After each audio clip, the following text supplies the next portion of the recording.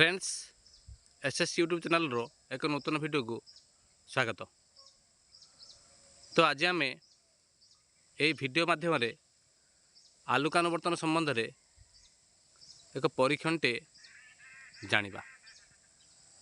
तेणु आलुका अनुवर्तन कौन ना उद्भिदर कांड आलुका आड़ को गति करने को आलुका अनुवर्तन कह जाए।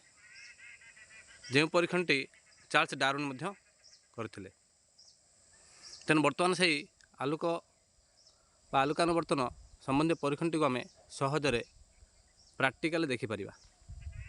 देख पे मैंने एठार आकाशी गछर तार मूल को लक्ष्य कर एवं तार अग्रभाग को लक्ष्य कर। जे अग्रभागटी बेंड होगी आलुका आड़ को गति करुच्ची। तेणु जहाँकि यही परीक्षण मध्यम आम सहजरे बुझीपर आलुका अनुवर्तन। तेणु देखु ये आलुक कौ पटे आसूँ तेणु गछर बेंड गछर कांड गुड़ाक कहीं जे आलुका आड़ को गति कर देखु। तेणु बर्तमान सूर्य कौ पटे रहिले ना सूर्य एपटू आसिले। तेणु जो पटे आलुक रश्मि आसूँ तेणु बर्तमान गछटी तार डाल गुड़िक सूर्य आड़ को गति करुच्ची।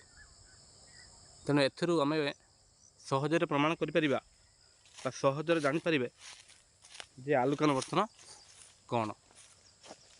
तेणु देख तेणु जो पटे सूर्य आसूँ बा सूर्य आलोक रश्मि जो पटे पड़ुची तेणु से पटे गछटी बा से दिगरे गछटी गति करुच्ची।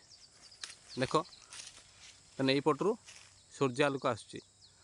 तेणु बर्तमान गछटी सूर्यर दिगरे गति करुच्ची जहाँकि आम सहजरे आलुका अनुवर्तन को स्पष्ट भाव में जानीपार्चंती जे गछर मूल केउ पट रहा पुणी गछर अग्रभाग कहीं बेंड हो जाऊँगी।